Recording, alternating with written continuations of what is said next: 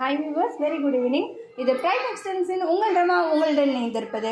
நம்ம இன்றைக்கி என்ன பார்க்க போகிறோம் அப்படின்னா, தோசை இட்லிக்கு தேவையான சட்னி தாங்க. எப்படி செய்யலான்னு பார்க்கலாம். தாளிப்புக்கு தேவையான கடலைப்பருப்பு, அப்புறம் உளுந்த பருப்பு 2 நான் எடுத்திருக்கேன். அப்புறம் கொஞ்சோண்டு கருவேப்பிலை,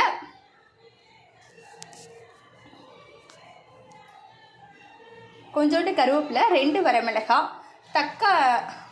ஒரு பவுல் நிறையா, ஒரு பெரிய வெங்காயம், ஒரு கொஞ்சோண்டு வெள்ளைப்பூடு, தக்காளி, இதுதான் எடுத்திருக்கோம். இப்போ நம்ம என்ன செய்ய போகிறோம் அப்படின்றத பார்த்துடலாங்க.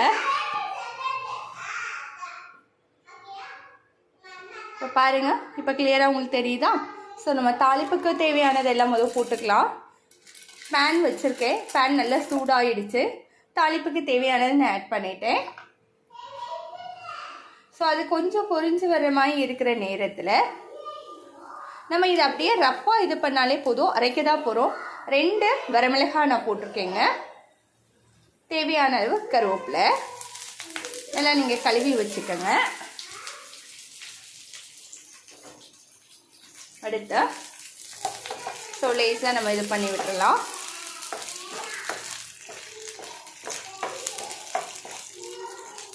கொஞ்சம் எண்ணெய் அதிகமாக நான் ஊற்றிருக்கேன். நீங்கள் வேணும்னா கொஞ்சம் கம்மி பண்ணிக்கலாம்.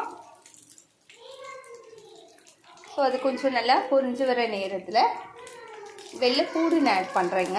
சும்மா ஒரு 2 பல் பூண்டை தட்டி வச்சேன். இப்போ ஒரு பெரிய வெங்காயம் நான் ஆட் பண்ணிக்கிறேன். ஒரு பெரிய வெங்காயம் ரஃப்பாக தான் கட் பண்ணியிருக்கேன் நான். கொஞ்சம் பெருசாகவே இருக்கட்டும்.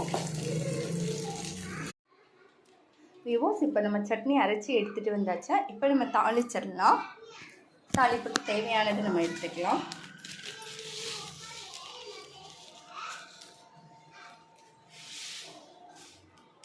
நல்லா எண்ணெய் சூடாகட்டும். எண்ணெய் ஊற்றியாச்சு. ஸோ கொஞ்சோண்டு கடவுளும் பருப்பு நம்ம ஆட் பண்ணுறோம். தாளிப்புக்கு